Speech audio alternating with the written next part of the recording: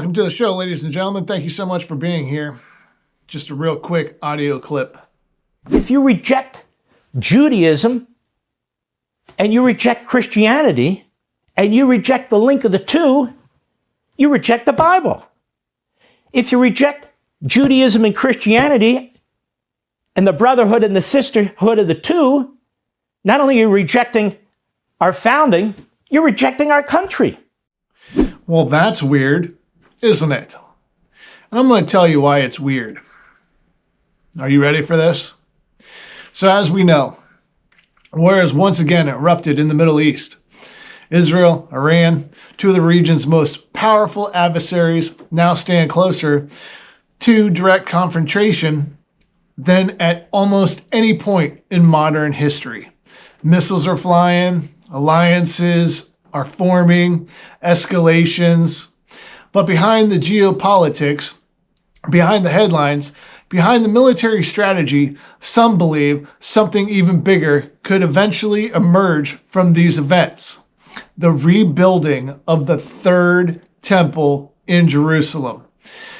A temple many believe must exist before the Messiah returns. But what if the words of Jesus already addressed this question 2,000 years ago? Tonight on What If News, we examine one of the most controversial questions in biblical prophecy.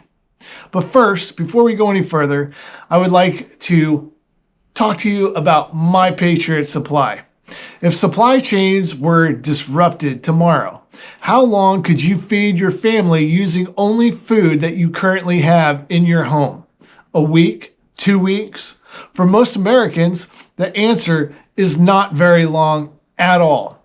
That's why millions of people have turned to My Patriot Supply, America's most trusted emergency food preparedness company. They have helped more than 3 million Americans prepare for unexpected disruptions. Right now, you can get a free week of emergency food when you order their best-selling 4-week emergency food supply. 2,000 calories. It is great for your family, ladies and gentlemen. You much rather have it and not need it than need it and not have it. The link is in the description below. Now let's get back to the story. The Middle East has always been one of the most volatile regions on earth, but tensions between Israel and Iran have pushed the region towards new level of danger. Iran has long supported groups such as Hezbollah, Hamas organizations that oppose Israel's control of Jerusalem. Israel views Iran as an external threat. Military strikes, proxy conflicts, escalating rhetoric. Each development raises the stakes. But beyond military strategy lies something deeper, something far older than modern politics. Because at the center of Jerusalem sits one of the most contested pieces of land on earth, the Temple Mount. And for many observers watching world events unfold, the question is not just geopolitical, it is prophetic. Could conflicts over this sacred ground eventually lead to the rebuilding of the third temple? But while conflict grows overseas, another debate is unfolding here at home, a growing divide over the war itself. Several high-profile commentators who have questioned the push towards escalation have suddenly found themselves under intense scrutiny. Voices like Tucker Carlson and Megyn Kelly, among many others, who have raised concerns about the risk of another Middle Eastern war. Almost immediately, those voices became targets, accusations, political pressure, public attacks, and many observers, that reaction raises a serious question.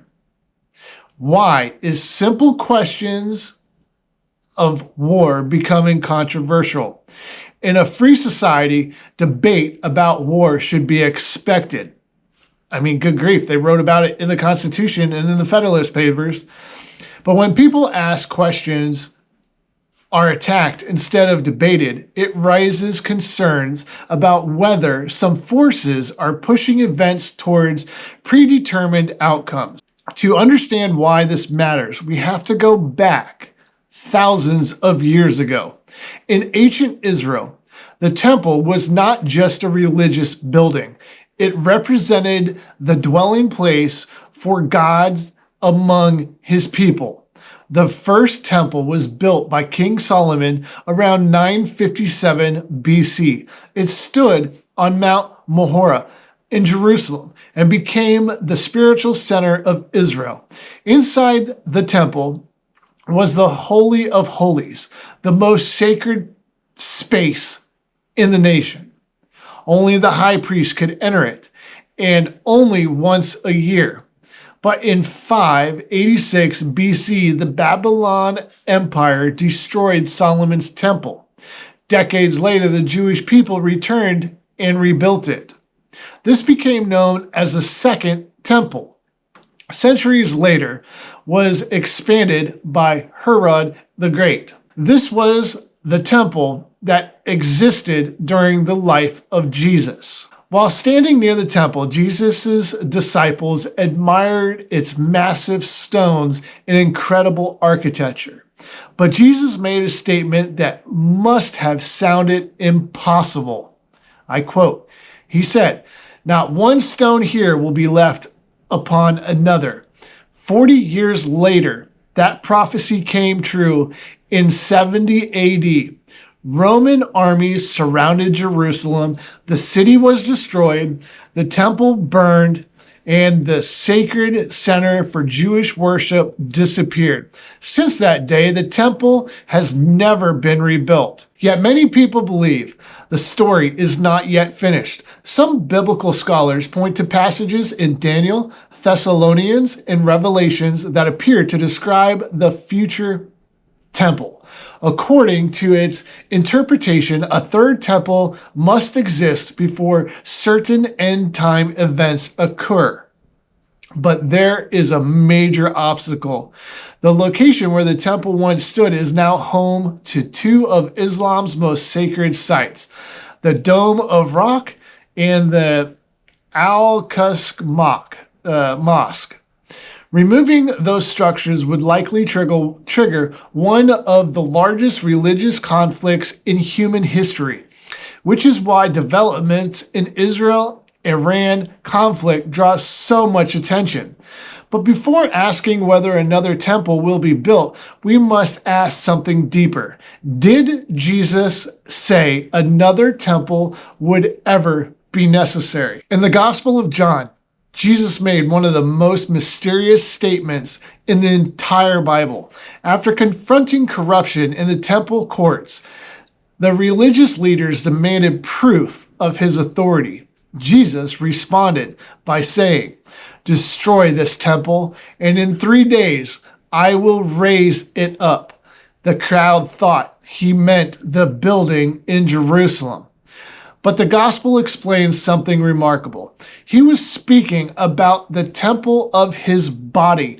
In other words, Jesus was declaring that he himself was the true temple, the place where God and humanity meet, the place where sacrifice is made, the place where God's presence dwells. Jesus told a Samaritan woman something revolutionary. For centuries, the debate had been about where people should worship God. Mount Germanis, I'm sure I butchered that, or Jerusalem. But Jesus said a time was coming when location would no longer matter. True worshipers would worship the Father in spirit and in truth. With those words, Jesus shifted the focus to worship. God would no longer dwell in a building. After the resurrection, the apostles explained what this meant. Paul wrote, "Do you not know that you yourself are God's temple and that God's Spirit dwells in you?" In the new covenant, The temple was no longer a structure of stone. God's presence would dwell within his people. And in the book of Revelation, we read something remarkable. I saw no temple in the city, because the Lord God Almighty and the Lamb are its temple. Speaking personally for a moment, when you begin asking difficult questions about powerful topics, war, politics, prophecy, something interesting often happens. People who speak up sometimes become targets themselves. When I started What If News and began asking questions about powerful institutions and global events, there were times when criticism and pressure followed. And when that happened, it naturally makes you ask a question, why? If someone simply is asking questions, becomes a target, what exactly are those questions touching on? Because throughout history, when people get close to uncomfortable truths, pushback often follows. But the purpose of this show has never been to push an agenda. It has always been about asking the questions others may not be asking and letting viewers think for themselves. Which brings us back to the deeper question behind tonight's story. If Jesus fulfilled the temple system, if believers themselves are called the temple of God, and if the final kingdom contains no temple at all, then why do so many people believe another temple must be built? And why do some appear eager to push events that could move the world in that direction? Because one thing Jesus made absolutely clear is this: but of that day and hour, no one knows, not even the angels in heaven, nor the Son, but only the Father. Matthew 24:36. In other words, no government, no war, and no human plan can determine the timing of Christ's return. The conflict in the Middle East may reshape geopolitics, but the deeper question remains. Spiritually, the temple was never just a building. It was always meant to point to something greater. And according to the New Testament, that greater reality has already come. So in closing, Jerusalem, the most fought over city in human history, at its center sits a piece of land no bigger than a few football fields. Yet war has been fought over it for thousands of years. Today, rising tensions between Israel and Iran are once again putting the Middle East on edge, and some believe these events could lead to something that hasn't existed for nearly 2,000 years: the rebuilding of the third temple. But what if the temple was never, ever meant to be rebuilt at all? Ladies and gentlemen, I'm just asking questions. You guys can do your own research and figure it out for yourself. But I trust the president. I support the president. I believe he's making the best decisions that he possibly can. And obviously he knows way more about the inner workings of what's going on than most people. But according to what Jesus said, we are the temple. God resides in us. And those that don't have God in your life, you see what they do in the torment that they create for many other people, whether it's theft, murder, fraud, you name it, the list goes on. If you, how can I say this? If you turn your back on God, then the problem being is you are easily influenced by really bad situations. And those really bad situations become a norm. And that's a scary thought. But it's also a very, very scary, scary fact. God bless each and every one of you. Thank you so much for tuning in. See you next time. Some short-term pain, yes, but we've got some long-term gain. Short-term spike for a long-term gain. Some short-term pain for American consumers. Like how they tried to individualize it. Yeah, sure, I've been given my talking points, but I'm gonna do this gesture when I say it. This is a short-term disruption for the long-term gain. Short-term pain for the long-term gain. Doing that, where are they getting it from? When did that phrase enter the lexicon? I've not thought about that for ages. The whole thing's a media campaign, isn't it? You can approach this from a variety of perspectives. You can look at it from, was it Baudrillard? There will not be an Iraq war. There is not an Iraq war. The Iraq war did not happen. In which he explained that it's become so spectacular and so media controlled now that it's almost like there was no event. You see a Scud missile flying down a chimney, and that's your whole perception and understanding of it. Now, when you see the news anchors are clearly running a script, it becomes evidential that you're operating within a construct. No wonder independent media has exploded. No wonder there's no trust for the mainstream media. If you were to put into AI the way that certain stories are reported on, you would see the lack of variety indicates a central resource. So what we're seeing there is real-time propaganda. It's dazzling. Food supplies have been completely wiped out. We have a evacuation of all counties. I report complete devastation. We have a giant squall, cloud, just gobbling up everything in the path. Total loss of life. There are forces in this world that remind us of how fragile we are. We thought we were safe. We thought it could never happen to us. Then life like a fog descends upon us, blanketing our memories.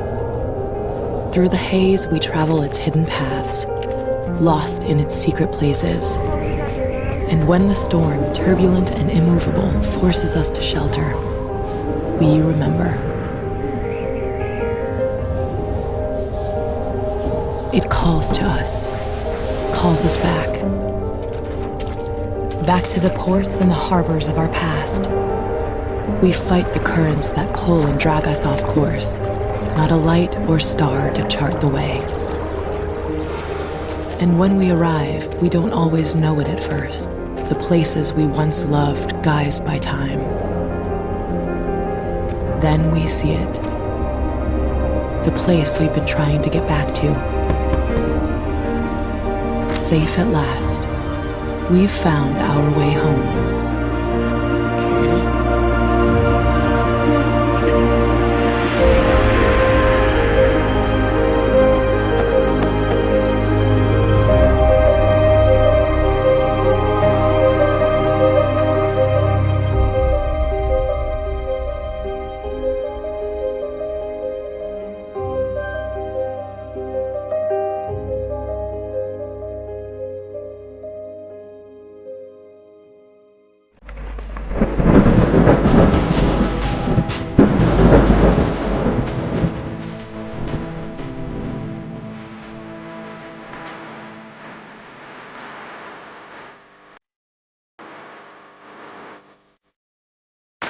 I don't wanna stand down.